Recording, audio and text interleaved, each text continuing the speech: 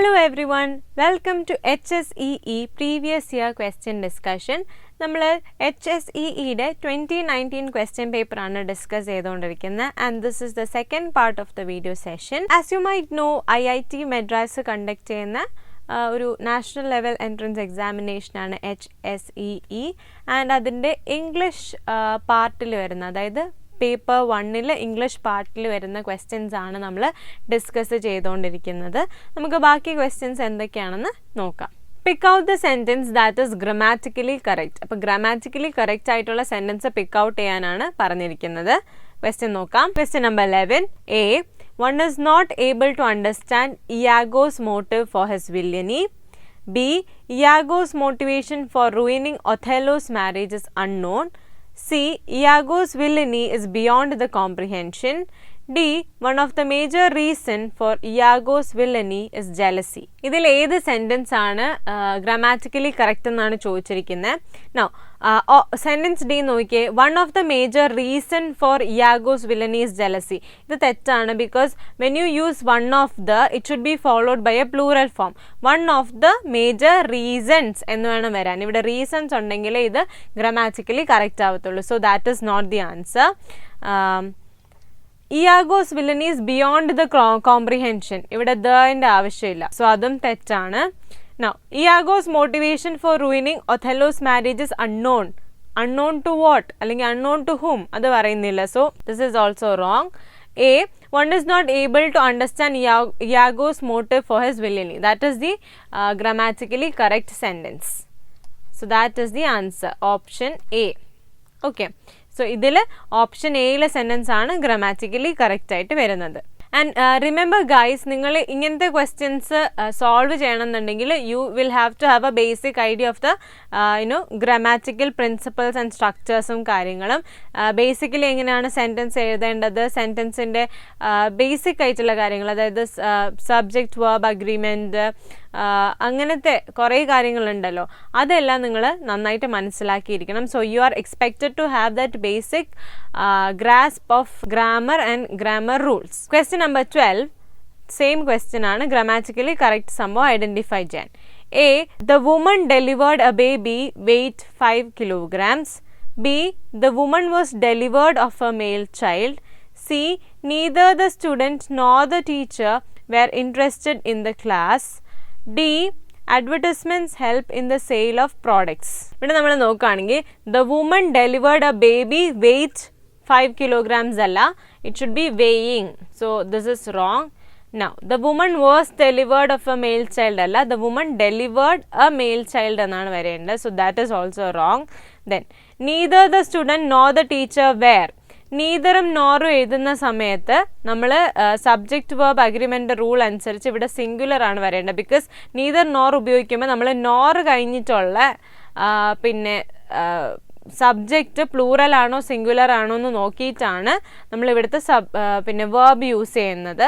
So subject verb അഗ്രിമെൻറ്റിൻ്റെ rule അനുസരിച്ച് ഇവിടെ was ആണ് വരേണ്ടത്. So this is again wrong. So the only remaining sentences, advertisements help in the sale of products. That is the grammatically correct one. So option D is the correct answer. Okay. So advertisements help in the sale of products is the right answer. Moving on, question number 13. Find the grammatically correct sentence. A. I am so hardly tired, I can keep my eyes open. B. I am so tired, I can keep hardly my eyes open. C. I am so tired, hardly I can keep my eyes open. D. I am so tired, I can hardly keep my eyes open. നിങ്ങൾക്ക് വായിക്കുമ്പോൾ തന്നെ മനസ്സിലായിട്ടുണ്ടാവും ഏതാണ് correct എന്നുള്ളത്. ഇത് മൊത്തത്തിൽ ഇതിൻ്റെ correction വരുന്നത് ഹാർഡ്ലിയുടെ പ്ലേസിംഗ് ആണ്. ഹാർഡ്ലിയുടെ പ്ലേസിംഗ് വെച്ചിട്ടാണ്. So I am so hardly tired I can keep my eyes open അല്ല. I am so tired I can keep hardly അല്ല. I am so tired hardly I can keep my eyes open അല്ല. I am so tired, I can hardly keep my eyes open. Because ഈ ഹാർഡ്ലിയുടെ position മാറുന്ന അനുസരിച്ച് convey ചെയ്യാൻ ഉദ്ദേശിക്കുന്ന മീനിങ്ങും മാറും. Okay, that is why. So option D is the correct answer. Right. Question number 14. Again, choose the grammatically correct sentence. A. John and myself are good friends. B. John and I are good friends. C. Each lady and each gentleman were eligible to dance on the stage. D. Each lady and each gentleman are eligible to dance on the stage. ഇതിൽ John and myself, myself എന്ന് പറയുന്ന reflexive pronoun ആണ്. Reflexive pronoun അവിടെ ഉപയോഗിക്കാൻ പാടില്ല.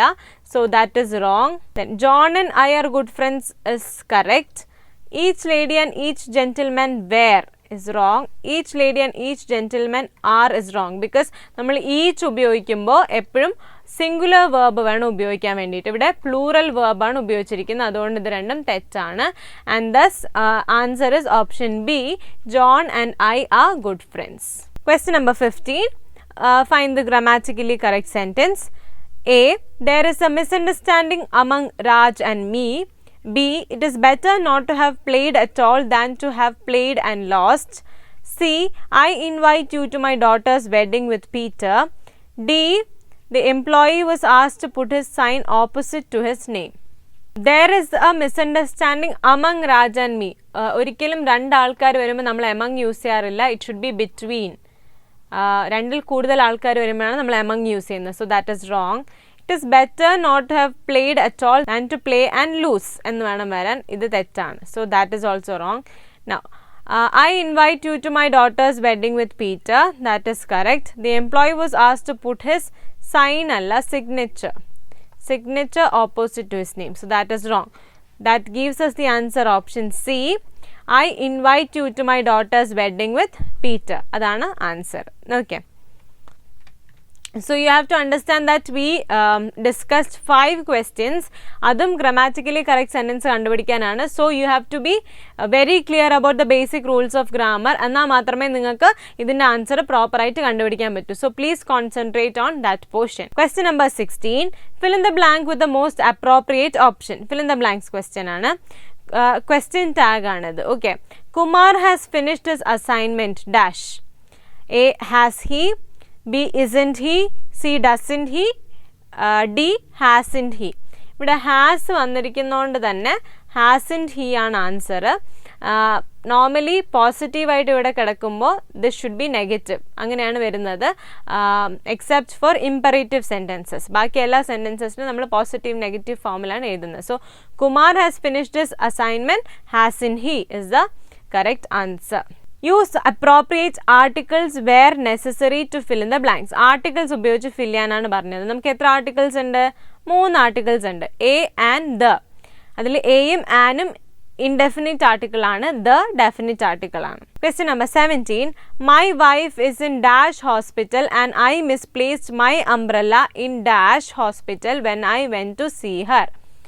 My wife is in hospital മതി, ഇവിടെ ആർട്ടിക്കിളിൻ്റെ ആവശ്യമില്ല.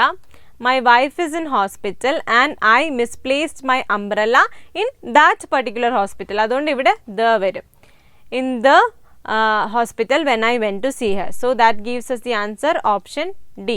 My wife is in hospital and I misplaced my umbrella in the hospital when I went to see her is the answer. Question number 18.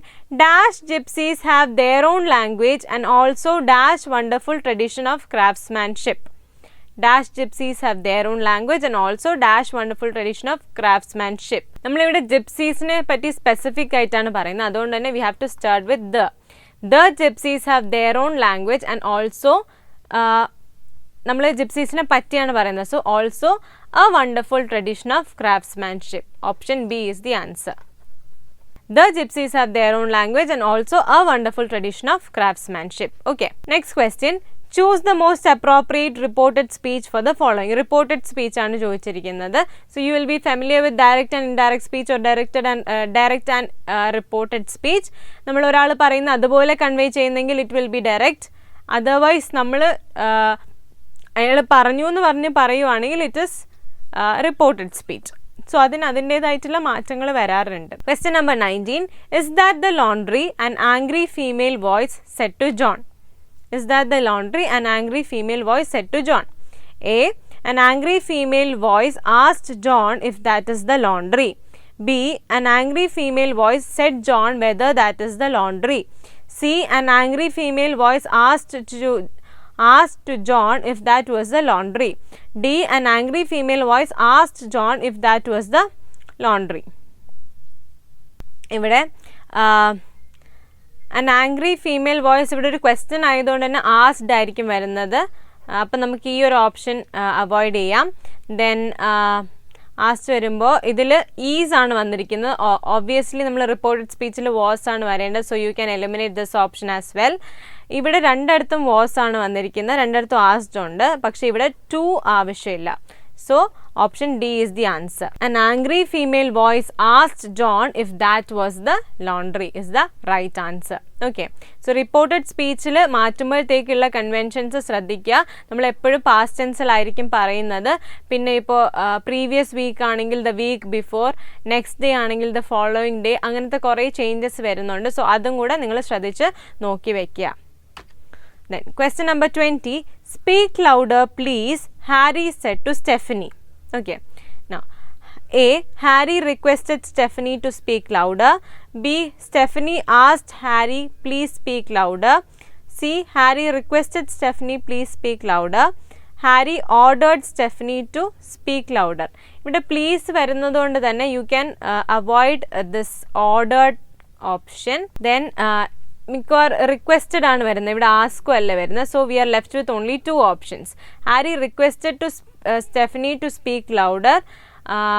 Harry requested to Stephanie please speak louder. ഇവിടെ requested already ഉള്ളതുകൊണ്ട് please is not required, redundant ആണ്. അതുകൊണ്ട് this is also not the answer. It's option A. Harry requested Stephanie to speak louder is the answer. So thus we come to the end of part 2 of the discussion of HSEE question paper 2019. നിങ്ങൾ ഇതുപോലെ പ്രോപ്പറായിട്ട് questions analyse ചെയ്യുമ്പോഴത്തേക്ക് you have to note from which all portions the questions are being asked. അങ്ങനെ നിങ്ങളത് prepare ചെയ്ത് വെക്കണം. And നിങ്ങൾക്ക് ഇതിൽ എന്തെങ്കിലും അസിസ്റ്റൻസിൻ്റെയോ ഗൈഡൻസിൻ്റെയോ ആവശ്യമുണ്ടെങ്കിൽ we are always there to help you. So you can join Prepwise. അപ്പം അതിൻ്റെ ഡീറ്റെയിൽസും കാര്യങ്ങളൊക്കെ നിങ്ങൾക്ക് അറിയണം എന്ന് ആഗ്രഹമുണ്ടെങ്കിൽ ഡിസ്ക്രിപ്ഷൻ ബോക്സിലെ ലിങ്കും ഡീറ്റെയിൽസും കൊടുത്തിട്ടുണ്ട്. You can connect with us and we will offer you the assistance and guidance. ഇപ്പം നമ്മൾ പാർട്ട് 2 ആണ് കഴിഞ്ഞിരിക്കുന്നത്. We have some more questions left. So stay tuned for part 3 and I'll be back with the video. Thank you.